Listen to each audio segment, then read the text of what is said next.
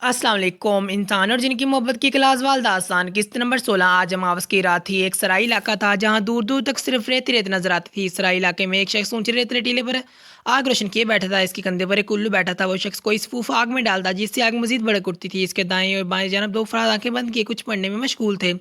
یہ کمور ابھی تک زمین کو لے کر نہیں پہنچا ہے۔ اگر آج اس نے یہ کام نہیں کیا تو اس کی موت یقینی ہے۔ سیاہ لباس والے شخص نے آگ کی طرف دیکھتے ہوئے غصے سے کہا، میں آ گیا ہوں اور ساتھ میں جس کو لانا کے کہا تھا وہ بھی آیا ہے۔ اتنے میں سیاہ والے نے اس شخص کے سامنے آتے ہوئے کہا، اچھا تو تم ہو وہ سلطان بابا کے نام سے مشہور شخص جس نے زمین پر بہت شر پلا رکھا ہے؟ بہت دن سے میں تم پر نظر رکھے ہوئے تھا، تم نے خود ہی اپنی موت کا دعوت دیا۔ زمین نے اس کے سامنے آ کر غصے سے بولا تھا، خوش آمدید زمین، موت تو خود یہاں تمہاری منتظر ہے۔ تم نے میرے بو سے کہوں میں ٹانگ اڑائی ہے، میرے بو سے چیلوں کو مارا ہے، اب تم سے حساب لینے کا وقت آ گیا ہے۔ اس نے اپنے کندھے پر بیٹھے ہوئے الو کو ہاتھ سے پکڑ کر زمین کی طرف اچھال دیا۔ الو دیکھتے دیکھتے بڑے سانپ میں تبدیل ہو چکا تھا اور جا کر زمین کے پاؤں میں لپٹ گیا۔ زمین ابھی اس حملے کے لیے تیار نہیں تھا، تبھی اس کے قدم ڈگمگا گئے، مگر یہ صرف چند لمحوں کی بات تھی۔ اگلے ہی پل زمین نے اپنے پاؤں سے لپٹے ہوئے اس کفریت کو ایک جھٹکے سے لگ کر کے اس کے دو ٹکڑے کیے اور اس آدمی کے سامنے پھینک دیے۔ سلطان نے اپنا یہ وار خالی جاتے ہوئے دیکھا تو فضا میں اپنے ہاتھ بلند کیا۔ زمین کو اپنے پیچھے بلیوں کے گرانے کی آواز آئی۔ اس نے پیچھے مڑ کر دیکھا تو کالے رنگ کی انگنت بلیاں اس کی طرف بڑھ رہی تھیں۔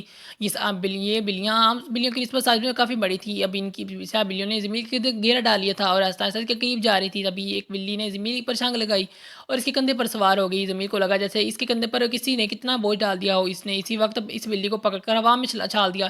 اب ساری بلیاں مل کر زمین پر چھلانگ لگانے ہی والی تھی کہ زمین نے اپنا ہاتھ فضا میں بلند کیا اور ایک ہی بار ایک آگ کا گولا بن ان بلیوں پر پھینکنا شروع کیا اور ساری فضا بلیوں کی شور سے گونج اٹھی تھی۔ کمور دور کھڑا یہ تماشا دیکھ رہا تھا۔ اس سے معلوم تھا کہ زمین کے سامنے سلطان زیادہ دیر ٹک نہیں پائے گا۔ زمین اس کا خاتمہ کر دے گا اور پھر وہ زمین کا خاتمہ کر دے گا۔ زمیل اب عمل سلطان کو مزید مہلت نہیں دے سکتا تھا، اس سے پہلے وہ مزید کوئی شعبہ بازی دکھاتا۔ زمیل نے اس کے سر پر پہنچ چکا تھا۔ زمیل نے اس کا ہاتھ پکڑا اور دیکھتے دیکھتے اس کا ہاتھ آگ کی لپیٹ میں آ گیا تھا۔ مجھے معاف کر دو زمیل، مجھے چھوڑ دو، اس نے درد سے کراتے ہوئے کہا، مگر زمیل نے اس کی ایک نہ سنی۔ دھیرے دھیرے اس کر کے اس کا سارا وجود آگ میں جلنے لگا اور فضا میں گوشت جلنے کی ناگواری بو پھیل گئی۔ عمل سلطان کے آدمیوں نے جب اپنے استاد کا یہ حال دیکھا تو وہ وہاں سے بھاگنے لگے، مگر زمیل نے ان کا بھی وہی اشر کیا، ارے واہ، یہ تو کمال ہو گیا سلطان، جیسے عمل کا انجام اتنا جلدی ہو گیا ہے، یہ تو اپنے انجام کو پہنچا۔ اب زمیل تم بھی اپنے انجام کی تیاری کرو، اس نے کہکا لگاتے ہوئے کہا اور ساتھ ہی اپنے ہاتھ فضا میں بلند کیا اور دیکھتے ہی دیکھتے گدنما پرندے زمین کی گرد گھیرے لگانے لگے۔ تم کو کیا لگا تھا کمور، یہ تمہاری چال ہے؟ میں پھنس گیا، میں خود اپنی مرضی سے یہاں تک آیا ہوں تاکہ سلطان اور تم جیسے شیطان کو ختم کر سکوں، کیونکہ میں جانتا تھا کہ تم جیسے شیطان سے خیر کی امید کیسے کی جا سکتی ہے۔ یہ کہتے ہوئے اس نے کیوت کو آواز دی۔ کیوت کے ساتھ بے شمار سیاہ رنگ کے پرندے تھے۔ اب ایک ایک کر کے زمین ان سب پرندوں کو مارے جا رہا تھا۔ کیوت اپنے ہی بچھائے ہوئے جال میں خود ہی پھنس چکا تھا۔ اب وہ یہاں سے بھاگنے کی کوئی ترکیب سوچ رہا تھا، کیونکہ اس کا ہر بار خالی جا رہا تھا۔ تبھی زمین اس کے سامنے آ گیا، اس بار تم یہاں سے بچ کر نہیں جا سکتے ہو کمور، ہر بار تم بھاگ جاؤ، ایسا تو نہیں ہو سکتا۔ اس نے کہا، تم جانتے ہو زمین، میں عزازیل کا خاص چیلا ہوں، اگر مجھے کچھ ہوا تو تم کو اس کا حساب دینا پڑے گا۔ اس نے غراتے ہوئے کہا، آج نہیں تو کل تمہارے اس عزازیل کا بھی یہی انجام ہونا ہے جو ابھی تمہارا ہونے والا ہے۔ یہ کہتے ہوئے زمین نے دونوں ہاتھ فضا میں بلند کیے اور آگ کے شعلوں کا کمور کی طرف پھینکے۔ یہ صرف آگ کے شعلے نہیں تھے، یہ کمور کی موت تھی۔ ابھی کامور کے چاروں طرف آگ ہی آگ تھی، کیونکہ آگ سے بنے ہوئے شیطان کا خاتمہ بھی آگ سے ہی ممکن تھا۔ دیکھتے دیکھتے ان شعلوں نے کامور کو اپنی لپیٹ میں لے لیا اور فضا اس کی کربناک چیخوں سے گونج اٹھی۔ آج زمین نے پھر اس شیطان کو ختم کر کے ایک جیت اپنے نام کر لی تھی۔ وادی میں سورج کی کرنیں اپنی پوری روشنی سے لے کر اتری چکی تھی۔ تبھی زمیل اور کیفت بھی وادی میں اترے اور دونوں بہت ہی خوش تھے، آخر کچھ اور شیاطین کو وہ جہنم رسید کر کے آ رہے تھے۔ زمیل اور کیفت چلتے چلتے اس درخت کے پاس پہنچے جہاں زمیل کے بابا بیٹھے تھے، مگر وہاں زمیل کے بابا اکیلے نہیں تھے، ان کے ساتھ کوئی اور بھی تھا، جسے دیکھ کر زمیل کے ماتھے پر بل پڑ گئے تھے۔ زمیل کے بابا کے ساتھ مولوی قیوم بیٹھے تھے اور ان دونوں افراد کے سامنے ایک اور سفید لباس میں ملبوس کوئی شخص بیٹھا تھا جس کی پشت زمیل کی طرف تھی۔ زمیل اور کیفت نے ان کے پاس جا کر سلام کیا۔ آؤ زمیل، کیسے ہو؟ بہت بڑا کارنامہ سر انجام دے کر آئے ہو، بہت مبارک ہو، اس سفید لباس والے نے اٹھتے ہوئے کہا۔ شاہ بابا آپ؟ زمیل نے خوشگوار حیرت سے انہیں دیکھا اور ان سے مصافحہ کیا۔ آپ کو یہاں دیکھ کر مجھے بہت خوشی ہو رہی ہے شاہ بابا، اس نے ان کے ہاتھوں کو بوسہ دیتے ہوئے کہا۔ جیتے رہو، ایک لمبا عرصہ ہو گیا تھا تم سے ملاقات نہیں ہوئی تھی، سوچا تم سے مل لیا جائے اور بیٹھ کر بات کرتے ہیں۔ انہوں نے اس کے کندھے پر ہاتھ رکھتے ہوئے کہا، شاہ بابا جنت کے سب سے عمر رسیدہ اور سب سے نیک جنات میں سے تھے، ان کو جنات کے سبھی قبائل میں سے ایک خاص مقام حاصل تھا۔ جیسے انسانوں کی دنیا میں ایک عدالت ہوتی ہے اور اس کا ایک جج ہوتا ہے جو مقدمات پر اپنے فیصلے سناتا ہے، بالکل ایسے ہی شاہ بابا کی بھی جنات کی دنیا میں یہی حیثیت تھا۔ حیثیت وہ غلط کرنے والے جنات کو سزا دیتے تھے، اور جو جنات اچھائی ہی کا کام کرتے تھے ان کو انعام دینے کا اختیار بھی انہی کے پاس تھا۔ اس لیے سبھی جنات ان کی عزت کرتے تھے اور ان کی کسی بھی فیصلے کا سے انحراف نہیں کرتے تھے۔ کل رات تم نے شیطان کا مور کو اس کے انجام تک پہنچا دیا ہے، یہ بات ہم سب کے لیے خوشی کا باعث ہے کہ تم نے اپنے فرائض بہت اچھی طرح نبھائے رہے ہو، مگر ہم یہاں ایک اور مقصد کے لیے آئے جمع ہوئے ہیں جو تم کو بھی معلوم ہے۔ جمیل کے بابا نے بات شروع کی۔ جمیل کو معلوم تھا کہ مولوی قیوم کوئی عام بزرگ نہیں، مگر ان کی پہنچ اس بابا ان کے بادشاہ بابا تک بھی تھی، اس بات کا اسے اندازہ نہیں تھا۔ دیکھو جمیل بیٹا، اس لڑکی کا رشتہ طے ہو گیا ہے اور اس کے والدین چاہتے ہیں کہ وہ شادی کر کے اپنے گھر چلی جائے، اس لیے اب تم اس لڑکی کا پیچھا چھوڑ دو۔ انہوں نے اس سے سمجھاتے ہوئے کہا، میں نے آپ سے پہلے بھی کہا تھا میرے اور حافظ کے درمیان آنے کی کوشش مت کریں، مگر آپ منع نہیں ہوئے۔ زمیل نے مولوی قیوم کی طرف غصے سے دیکھتے ہوئے کہا، یہ کون سا طریقہ ہے بات کرنے کا؟ وہ کیا غلط کہہ رہے ہیں؟ تم کو کیا لگتا ہے مجھے کچھ معلوم نہیں؟ میں بہت عرصے سے یہ بات جانتا ہوں، مجھے لگا تھا کہ تم خود ہی باز آ جاؤ گے۔ انہوں نے اسے غصے سے ڈانٹا تھا۔ حافظ کے گھر والے زبردستی اس کی شادی کر رہی ہیں اور میں اس سے بہت محبت کرتا ہوں، اس سے کبھی بھی الگ نہیں ہوں گا، یہ میرا آخری فیصلہ ہے، اور اپنی جگہ سے کھڑا ہو گیا۔ شاہ بابا دیکھ رہے ہیں اسے، اس کا انداز، اگر یہ اپنی ان حرکتوں سے باز نہ آئے تو پھر اسے سزا دیں یا قید کر دیں۔ انہوں نے شاہ بابا کی طرف دیکھتے ہوئے کہا، میں کسی قید کسی سزا سے نہیں ڈرتا، میں حافظ کو کبھی نہیں چھوڑوں گا۔ کچھ دنوں تک میں اس سے نکاح کر کے اسے یہاں لے آؤں گا، اس سے محبت نہ کرنا میرے اختیار میں نہیں ہے۔ یہاں بیٹھا ہر کوئی یہ بات سمجھ لے تو اچھا ہے۔ یہ کہہ کر وہ وہاں رکا نہیں تھا۔ اس سے پہلے جمیل کے بابا اسے کچھ کہتے، شاہ بابا نے ان کا ہاتھ پکڑ کر بولنے سے منع کر دیا اور جمیل کو جاتے ہوئے دیکھنے لگے۔ شاہ بابا دیکھ لیں، اب وہ ہماری ہر بات رد کر رہا ہے، اس کا کوئی نہ کوئی علاج کرنا پڑے گا۔ وہ شاید غصے میں بولے تھے، دیکھو تابین، وہ کوئی انسان نہیں ہے جس سے کے ساتھ ہم زور زبردستی کر لیں جیسے اس لڑکی کے والدین کر رہی ہیں۔ وہ جن ذات ہے اور ہے بھی طاقتور، وہ اور بتاؤ اس کو روکا جا سکتا ہے جیسے تم چاہ رہے ہو؟ ویسے تو بالکل بھی نہیں۔ اسے سمجھانے کا صرف ایک ہی طریقہ ہے اور وہ مجھے معلوم ہے، تم اب اسے کچھ نہیں کہو گے۔ یہ کہہ کر شاہ بابا وہاں سے اٹھ گئے۔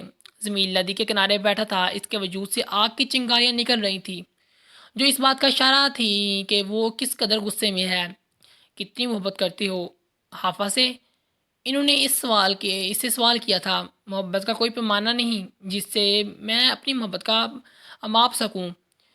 جمیل کو شاہ بابا سے ایسے سوال کی توقع نہیں تھی، اس لیے وہ ان کے سوال پر کچھ الجھ کر بولا تھا، میں بتاؤں تم حافظ سے کتنی محبت کرتے ہو؟ اتنی محبت کہ اس کی خاطر بھی ہی چھوڑ نہیں سکتے ہو۔ انہوں نے کہا، میں آپ کی بات سمجھا نہیں ہوں، آپ کیا کہنا چاہ رہی ہیں؟ اس نے کہا، جمیل ابھی شاید تم کو میری بات سمجھ نہ آئے، تم آج کا سوچ رہے ہو جبکہ میں آنے والے کل کا سوچ رہا ہوں۔ جو میں دیکھ رہا ہوں تم نہیں دیکھ سکتے۔ انہوں نے افسردہ سے لہجے میں کہا، شاہ بابا کیا دیکھ رہے ہیں آپ؟ مجھے صاف صاف بتائیں۔ اس نے ان کے سامنے آ کر پوچھا تھا۔ دیکھو جمیل، ہماری اور انسانوں کی ضروریات میں بہت فرق ہے۔ فرض کرو اگر میں تمہارا نکاح اس سے کروا بھی دیتا ہوں تو کیا وہ یہاں ہمارے درمیان رہ پائے گی؟ چلو مان لیتے ہیں وہ رہ بھی لے گی، مگر کب تک؟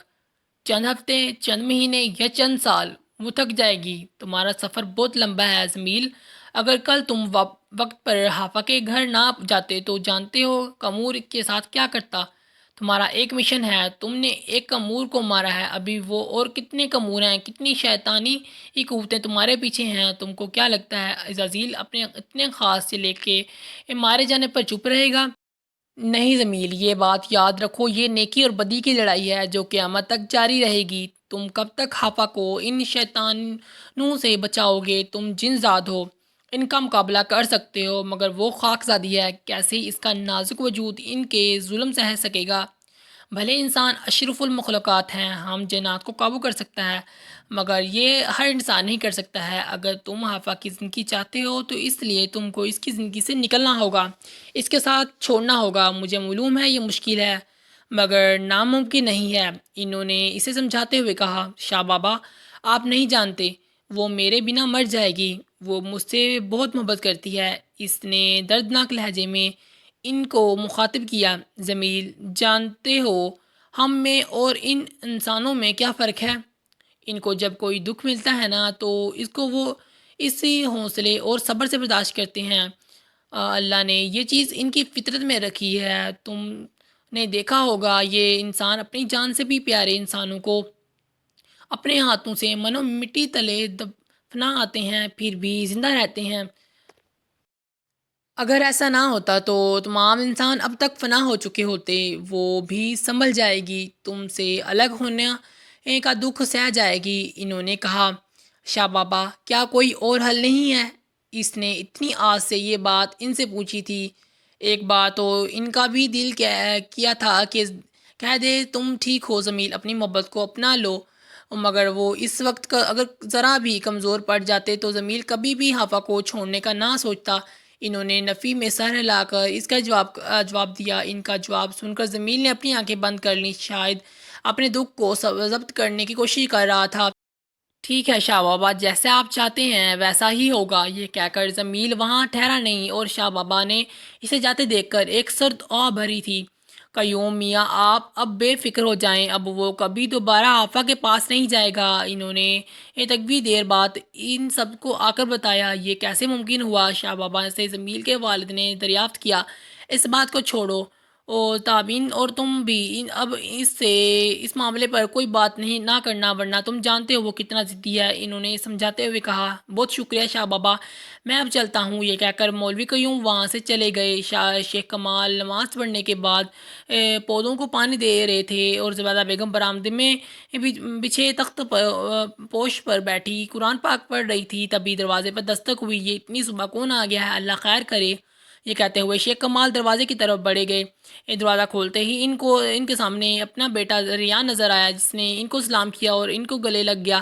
شیخ کمال بیٹے سے چاہے جتنا بھی مرضی ناراض تھے، مگر اب اس کو سامنے دیکھ کر ساری ناراضگی بھول گئے تھے۔ دیکھو زبیدہ کون آیا ہے، حافظ آشو باہر آؤ، انہوں نے صحن میں آ کر آواز دی۔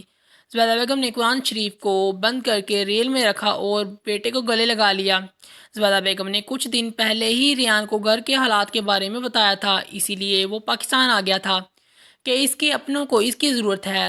حافظ اور آشو بھی بھائی کو اتنے عرصے بعد اپنے سامنے دیکھ کر خوشی سے نہال ہو رہی تھی۔ چلو آشو اور حافظ بھائی کے لیے اچھا سا ناشتہ بنا کر لاؤ، اور ریان آؤ ہم کمرے میں جا کر بیٹھتے ہیں بیٹا، انہوں نے محبت سے کہا۔ ناشتہ کرنے کے بعد لڑکیاں کچن سمیٹنے چلی گئیں۔ جب زبیدہ بیگم نے حافظ کے رشتے اور باقی واقعات ریان کو سنائے، کیا امی کسی دور میں رہ رہی ہیں آپ؟ دنیا کہاں سے کہاں پہنچ گئی ہے اور آپ ابھی تک جن بھوت کے چکر سے ہی نہیں نکلی ہیں؟ میں نہیں مانتا، حافظ کو کوئی نفسیاتی بیماری بھی تو ہو سکتی ہے، اس نے بیزاری سے لہجے میں کہا۔ تم کو کیا لگتا ہے ہم سب جھوٹ بول رہے ہیں؟ جو باتیں تمہاری ماں نے بتائی ہیں وہ سب جھوٹی ہیں کیا؟ ہم کوئی جاہل ہیں؟ انہوں نے غصے سے کہا۔ اللہ اللہ کر کے تو دونوں باپ بیٹے کی صلح ہوئی تھی، اس نے زبیدہ بیگم نہیں چاہتی تھی کہ ان کے درمیان پھر کوئی لڑائی ہو۔ اس سے پہلے دونوں میں بات مزید بگڑتی، زبیدہ بیگم نے ریان کو خاموش رہنے کا اشارہ کرتے ہوئے اس کو کہا کہ دوسرے کمرے میں جا کر آرام کرے، اس سے موضوع پر پھر بات کر لیں گے۔ حافظ آج بہت ہی خوش تھی، ایک تو اتنے عرصے بعد اس کا بھائی آیا تھا، اور دوسرا آج وہ ہمیشہ ہمیشہ کے لیے زمیل کے ساتھ یہاں سے چلی جائے گی۔ زبیدہ بیگم نے اس کو اچھے سے تیار ہونے کا کہا تھا، کیونکہ شام میں اس کی پھپھو ریان سے ملنے آ رہی تھی اور ساتھ ہی اس کے نکاح کے جوڑے کا سلوانا تھا، تو اسی لیے اس کے کپڑوں کا ناپ لینے آ رہی تھی۔ شام میں حافظ نے اپنے سب سے پسندیدہ آف وائٹ کلر کا فراک پہنا، آج اس پر بہت ہی نفیس کام ہوا تھا۔ اس کے ساتھ اس نے جمیل کا دیا ہوا سرخ دوپٹہ اوڑھا تھا، کانوں میں بڑے بڑے جھمکے جن میں چھوٹے چھوٹے سفید موتی لگے تھے، دونوں ہاتھوں میں سرخ رنگ کے چوڑیاں، اور میک اپ کے نام پر آنکھوں میں گہرا کاجل اور ہونٹوں پر میرون رنگ کی لپسٹک کا ہلکا سا ٹچ دیا تھا۔ بال کھلے ہی رکھے، پیروں میں نازک سی پازیب اور کھوسا پہنا، آج وہ بہت دل لگا کر تیار ہوئی تھی۔ زبیدہ بیگم نے اسے دیکھا تو دیکھتی ہی رہ گئی، ماشاءاللہ بہت خوبصورت لگ رہی ہو۔ زبیدہ بیگم نے ایک بار دیکھ کر اسے دوسری بار نگاہ بھر کر نہیں دیکھا تھا، ان کی نظر حافظ کو نہ لگ جائے۔ آج جس نے بھی اسے دیکھا بس دیکھتا ہی رہ گیا۔ پھپھو تو بار بار اس کی نظر اتار رہی تھی، گھر کے ہر کام میں خوشی خوشی ہاتھ بٹا رہی تھی، لگ ہی نہیں رہا تھا کہ یہ وہی حافظ ہے جو اس رشتے سے ناخوش تھی۔ सब ने खुशगवार माहौल में खाना खाया। खाफा को यूं खुश देखकर ज़ुबैदा बेगम ने शेख कमाल को कहा था कि ज़रा देखिए, मैंने कहा था ना हाफा खुद ही ठीक हो जाएगी। दोनों ने इस बात पर शुक्र अदा किया था। आप ही आज अब माशाल्लाह बहुत ही प्यारी लग रही हैं, अपने कपड़े तब्दील कर दें। आशू ने बहन के सामने जाकर प्यार से कहते हुए इसे गले लगा लिया। अभी दिल नहीं कर रहा, मैं थोड़ी देर तक कपड़े तब्दील कर लूँगी, तुम सो जाओ, इतना काम किया है, थक गई होगी। इसने कहा हाँ बस सोने ही लगी हूँ, आप भी इस देर तक मत जागती रहने रहिएगा, सो जाएं। इसने बेड पर लेटते हुए कहा। आफा कुछ देर आने के सामने खुद को देखती रही। इसने सुर्ख आंचल को सर पर ओढ़ा, अलमारी में रखे जमील के दिए हुए गजरे पहने और फिर तकिए के नीचे से वो सुनहरी परी निकाल कर मुट्ठी में बंद कर लिया। वो जमील की दी हुई कोई भी चीज़ यहाँ छोड़कर नहीं जाना चाहती थी। इसने एक नज़र आशू पर डाली जो सो गई थी। इसने लाइट ऑफ की और कमरे से बाहर निकलने लगी। तभी वो दोबारा इन्हीं कदमों पर वापस पलटी। ड्रेसिंग टेबल के पास जाकर गले में पहना हुआ तवीज़ उतारा। मुझे माफ़ कर दीजिएगा बाबा, ये कहते हुए इसकी आंखों में नमी थी। कमरे से निकलते हुए फिर नम आंखों से पलटकर आशू को देखा और दरवाज़ा बंद कर लिया। वो धीरे धीरे कदम उठाती चाहे छत पर पहुंची थी जहां जमील खड़ा इसका मुंतजर। किसी कदमों की आहट सुनकर इसने पीछे मुड़कर देखा। इस एक लम्हे के लिए तो इसके देखकर साकित ही हो गया। वो आज इस कदर हसीन लग रही थी। वो धीरे धीरे कदम उठाती इसके पास आई। मैं आगे जमील हमेशा के लिए तुम्हारे साथ जाने के लिए, इसने मुस्कुराते हुए कहा। जमील और जमील इसका खुशी से तमतमाता हुआ चेहरा देखकर ये सोच रहा था कि वो कैसे इन खुशी से चमकती आंखों में आंसू भर के कैसे इस दुखों के हवाले कर दे, मगर ये सब तो करना था।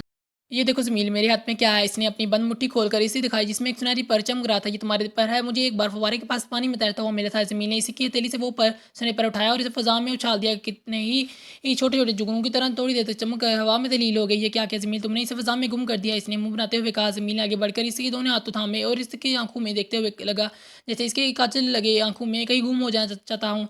हाफा, मैं तुमसे बेहद मोहब्बत करता हूँ, इतने कि इससे बयान करना मेरे इख्तियार से बाहर है, मगर अब मैं जो बात करने जा रहा हूँ वो इसमें दम दोनों की भलाई है। वो तवील खामोशी के बाद बोला था, पहले मेरी पूरी बात बहुत गौर से सुनना और फिर कुछ कहना। इससे पहले कि हाफा के कुछ कहती इसने इसके होंठों पर उंगली रखकर इसे खामोश से अपनी बात सुनने का कहा। देखो हाफा, हम दोनों एक दूसरे से मोहब्बत करते हैं, मगर कभी कभी हालात ऐसे हो जाते हैं कि हमें इस मोहब्बत को सिर्फ इसलिए छोड़ना पड़ता है क्योंकि इसके छोड़ने के अलावा हमारे पास कोई और राह नहीं होती है। मैंने तुमसे पहले भी कहा था कि मेरी आसान रास्ता नहीं है, मेरी मंजिल बहुत मुश्किल है।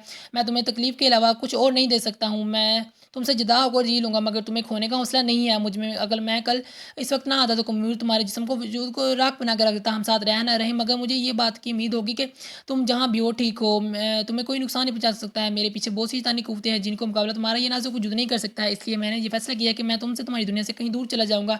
तुम असफर के साथ शादी करके अपनी ज़िंदगी गुजारना। ये मत समझना मुझे तुमसे मोहब्बत नहीं है। मेरे ना दिल में तुम्हारी मोहब्बत हमेशा रहेगी। इसने अपने अब हाफा का चेहरा अपने हाथों में थाम कर ये सब कहा था। आफ़ा इसे बेयकीनी नज़रों से देख रही थी। ज़मील, तुमने मुझसे वादा किया था तुम मुझे यहाँ से ले जाओगे, तुम कैसे अपनी ज़ुबान से मुकर सकते हो? इसने ज़मील को दोनों हाथों को अपने चेहरे से हटाते हुए अफ़सरदा से लहजे में पूछा था। जारी है, अगर आप लोगों ने इसकी इससे पहले वाली किस्से नहीं पढ़ी तो डिस्क्रिप्शन में इसका लिंक दे दिया गया है। अगर मज़ीद हम ऐसी वीडियो देखना चाहते हैं तो हमारे चैनल को लाइक, सब्सक्राइब एंड शेयर ज़रूर करें। Thank you so much. इंशाल्लाह कल नई एपिसोड के साथ एक नई किस्से के साथ फिर से हाज़िर होंगे। तब तक हमें दें इजाज़त। अल्लाह हाफ़िज़।